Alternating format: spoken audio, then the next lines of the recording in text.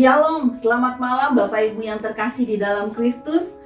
Jumpa lagi bersama saya, Situa Nyonya Reta Hasibuan Borupohan, dalam renungan malam hari ini Selasa 17 September 2024. Sebelumnya mari kita satukan hati, kita berdoa. Allah Bapa yang bertata di dalam kerajaan surga, kami bersyukur berterima kasih oleh karena kasih dan pemeliharaan-Mu di dalam kehidupan kami. Sehingga pada saat ini Tuhan, sebelum kami beristirahat malam, kami rindu disapa oleh kebenaran firman-Mu, sehingga olehnya kami mendapatkan kekuatan baru, penghiburan untuk melanjutkan hari-hari kami yang masih Engkau berikan di hadapan kami. Di dalam nama Tuhan Yesus kami sudah berdoa dan ucap syukur. Amin. Bapak Ibu yang terkasih, firman Tuhan untuk kita renungkan pada malam hari ini terambil dari Roma 8 ayatnya yang ke-37 sampai dengan 39. Demikian firman Tuhan.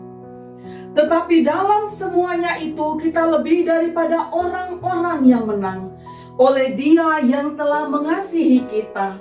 Sebab aku yakin bahwa baik maut maupun hidup, baik malaikat-malaikat maupun pemerintah-pemerintah, baik yang ada sekarang maupun yang akan datang, atau kuasa-kuasa, baik yang di atas maupun yang di bawah, ataupun sesuatu makhluk lain, tidak akan dapat memisahkan kita dari kasih Allah yang ada di dalam Kristus Yesus Tuhan kita. Amin.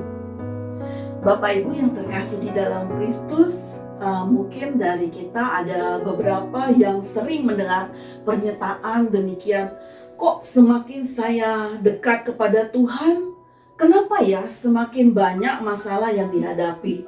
Entah masalah ekonomi, masalah kesehatan, atau kehidupan pekerjaan, atau apapun yang menyangkut terganggunya kehidupan jasmani. Bapak Ibu yang terkasih, memang sejak kejatuhan manusia ke dalam dosa, dunia yang kita tempati ini tidak lagi seperti Taman Eden, Taman Firdaus Allah, taman yang memiliki sumber air yang melimpah, di mana Tuhan Allah menumbuhkan berbagai-bagai pohon dari bumi yang menarik dan yang baik untuk dimakan buahnya. Kehidupan yang aman dan damai yang disediakan Allah bagi manusia menjadi hilang. Iblis, malaikat yang merosot, yang merupakan pembunuh manusia sejak semula, yaitu penguasa kerajaan angkasa ini, sampai hari ini bekerja terus-menerus untuk menghalangi manusia datang kepada Allah Sang Pencipta.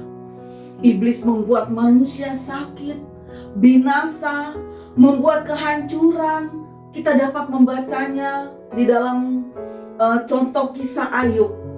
Bahkan iblis dapat menarik orang pilihan Allah mengalami kematian kekal, yaitu Ananias dan Safira yang telah menerima kasih karunia Allah.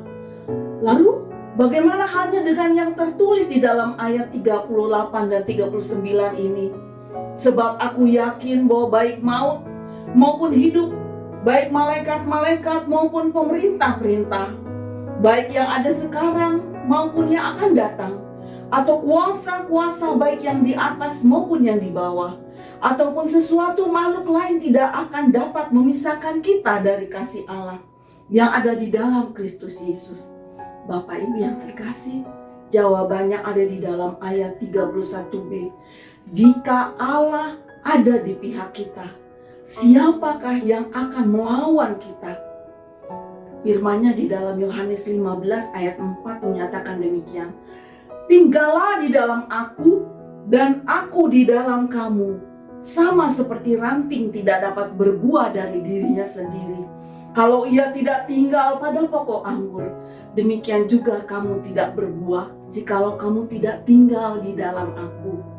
Dan dikatakan di dalam ayat 6, barang siapa tidak tinggal di dalam aku, ia dibuang keluar seperti ranting dan menjadi kering, kemudian dikumpulkan orang dan dicampakkan ke dalam api lalu dibakar.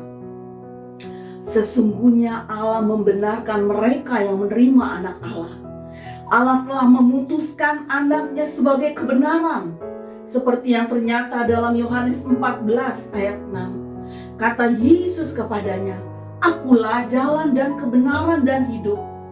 Tidak ada seorang pun yang datang kepada Bapa kalau tidak melalui aku.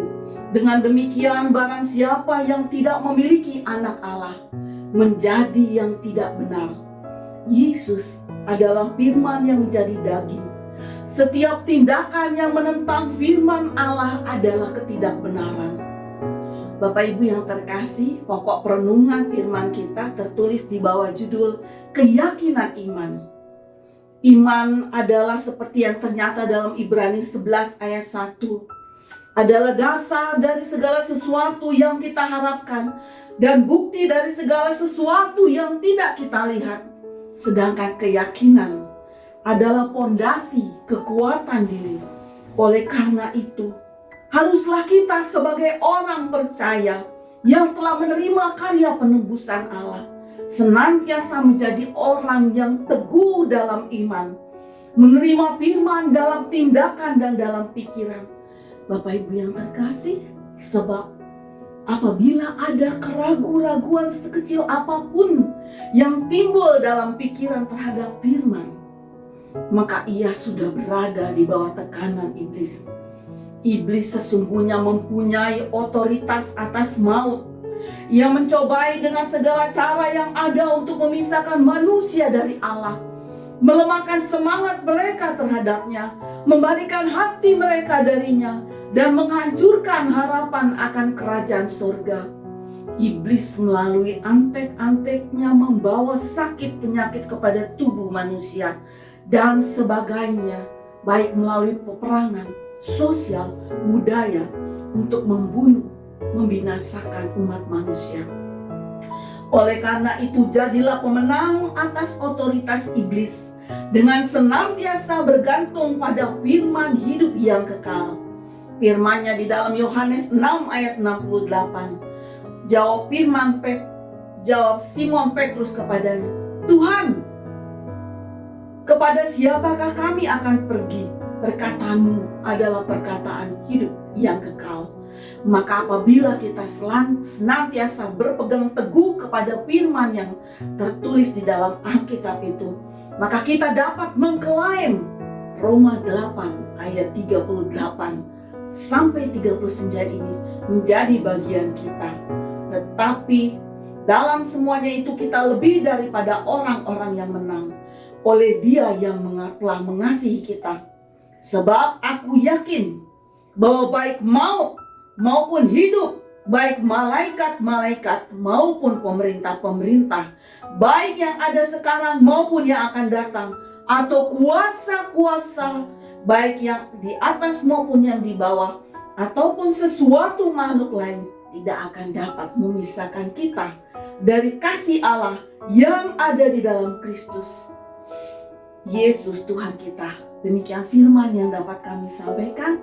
Tuhan Yesus memberkati firman-Nya. Mari kita satukan hati, kita berdoa. Bapa yang bertata di dalam kerajaan surga, hamba mengucap syukur ya Bapa, oleh karena kasih dan kebaikan-Mu yang senantiasa tersedia bagi orang-orang yang percaya, yang senantiasa mengandalkan kehidupannya pada firman kehidupan. Terima kasih Bapa. Firman-Mu lah yang senantiasa membuat kami tetap teguh berdiri di dalam menghadapi segala badai persoalan, badai maupun segala macam sakit penyakit, persoalan di dalam kekhawatiran di dalam dunia ini. Biarlah Tuhan Yesus melalui firman itu, melalui Roh-Mu yang kudus yang Kau telah karuniakan di dalam roh dan jiwa kami, mengingatkan kami akan segala perkataan yang telah Engkau sampaikan melalui firman-Mu, sehingga kami senantiasa dapat diperbaharui, diberikan semangat untuk senantiasa melanjutkan kehidupan kami hanya mendasarkan kepada kasih setia-Mu ya Bapa. Terima kasih Tuhan, sebentar kami akan beristirahat, tutup bungkus kami dengan kuasa darah-Mu yang kudus, sehingga kami senantiasa dapat aman dalam perlindungan-Mu. Di dalam nama Tuhan Yesus yang sungguh ajaib, kami sudah berdoa dan ucap syukur. Haleluya, amin. Selamat malam Bapak Ibu yang terkasih. Tuhan Yesus memberkati firman-Nya. Shalom.